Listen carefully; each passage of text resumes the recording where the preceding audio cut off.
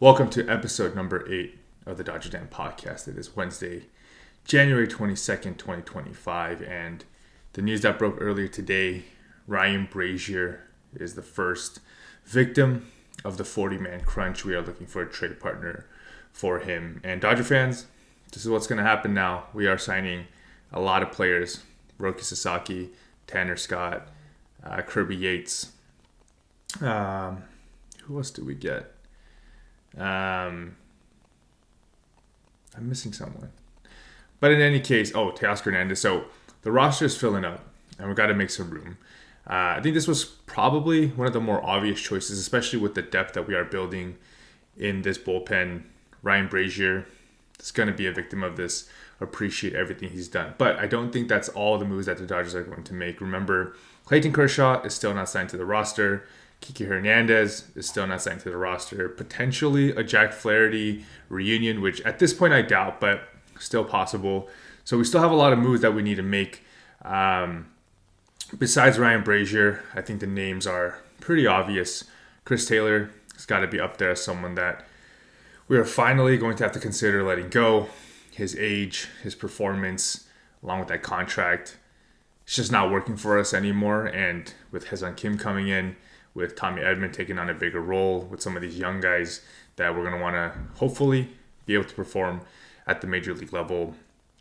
Just not enough room on the roster for these guys. So we will see what happens. I don't know how willing other teams are going to be to trade with the Dodgers, but hopefully we can get a deal worked out pretty quickly.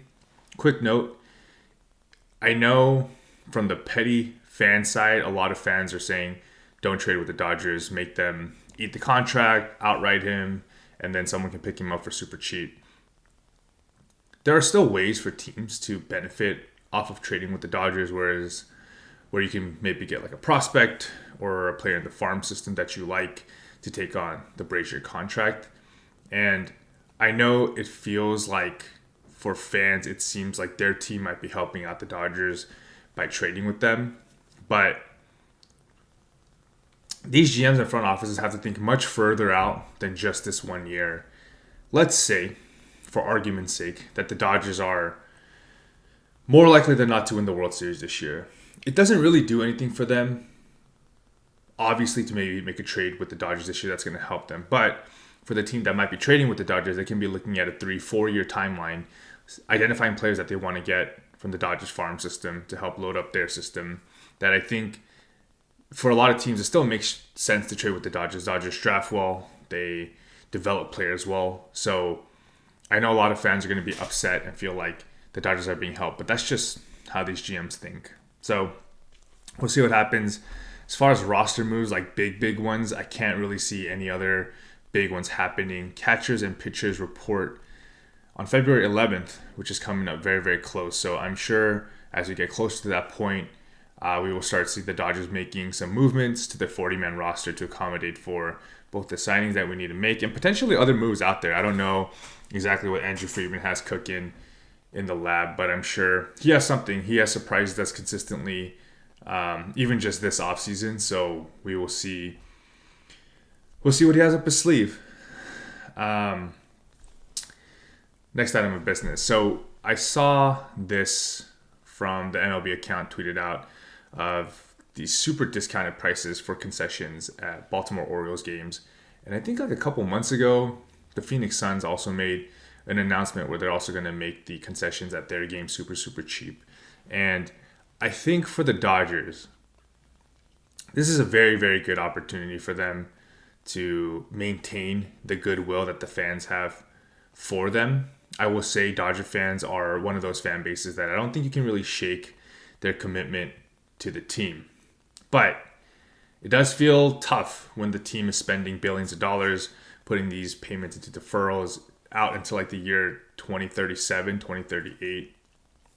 It is tough when you're doing all that. And for example, for the DodgerSFEST, that's happening on February 1st. 2 years ago, it was free. Last year, it was $10. This year, it's $20, and it's in the parking lot. And I know it's for a good cause. Portion of the proceeds are going to go to help the wildfire recovery efforts and all that stuff. But as the team of Los Angeles, and again, I'm not going to get into this debate, and I know I shared a photo on TikTok a couple months ago at this point. It's not about where these teams originated. It's where these teams, or which team represents the city now the most. And in my opinion, it is the Dodgers. So without getting into that argument, with the Dodgers being the team of Los Angeles, I think there is a lot that they can do to maintain the goodwill that the fans have towards them, such as keeping events like this free. You're still going to get a packed out place. People are going to buy it for the $20. And so from a business standpoint, I understand why do anything? You're going to make your money. It's fine. But I do think it's important for these teams to recognize that these are small concessions they're making towards their fans for what will continually be an increase in revenue due to stars like Shohei Ohtani and huge ad money that is coming in. So if I'm the Dodgers, I think maybe not taking all the W's from a financial standpoint is a larger W for the organization to the fan base. Again, it's ridiculous to me that you go from $0 2 years ago to $10 last year, and then you double that again to $20. Maybe it's for this particular year because of the fires and you want to raise some funds and they go back to 10 or 0, and that's fine. That'd be great. But if this is a continual escalation of the prices, again, it's kind of an empty threat because I don't think fans will leave. But I think there's just some goodwill that the team can win over with the fans if they were to just make these events free.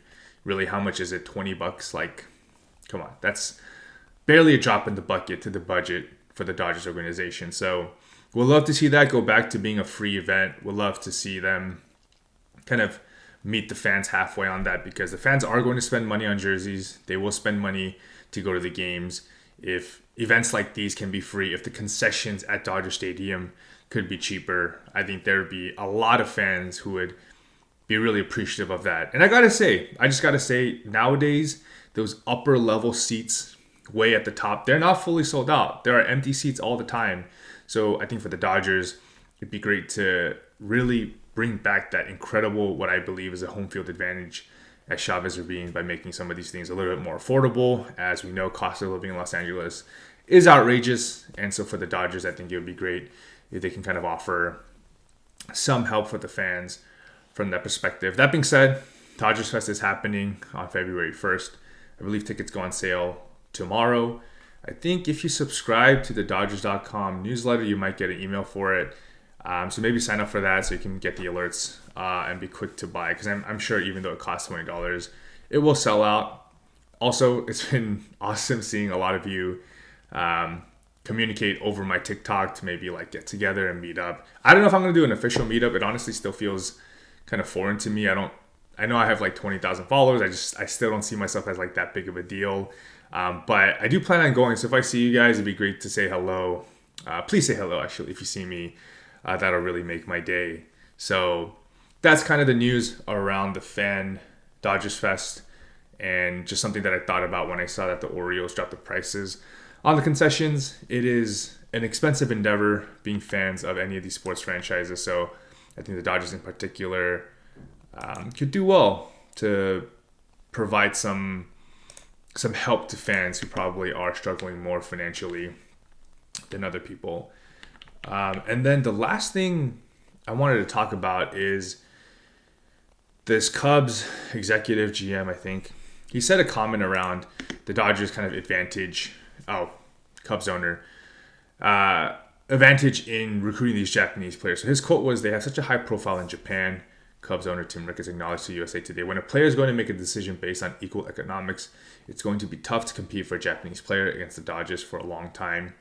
The Dodgers 2025 roster is poised to make history, as noted by Sarah Lings of MLB.com. No team has ever had multiple Japanese-born players with 4+ WAR in the same single season. Will some combo of Ohtani, Sasaki, and Yamamoto become the first such teammate? So a 4+ WAR for Roki Sasaki in his rookie season, I think, would be pretty astounding. But to the larger point around the Dodgers having an advantage with Japanese players, this is one of those things where people can say the city doesn't matter nowadays with TV deals and money being equal and all that stuff, but the city clearly does matter. And I do think this is the Dodgers' years of work finally paying off with having a history of Japanese players playing for the Dodgers over time as fans in Japan see their favorite players playing for the Dodgers kind of becoming a national brand for Japan or an international brand for Japan.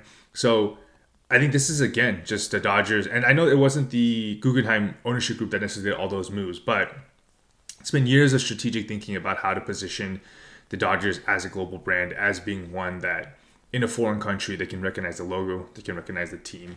And so getting Ohtani, getting Yamamoto, getting Sasaki, and maybe next year Murakami, these are the fruits of the labor that the Dodgers organization has been putting in and investing into those parts of the world.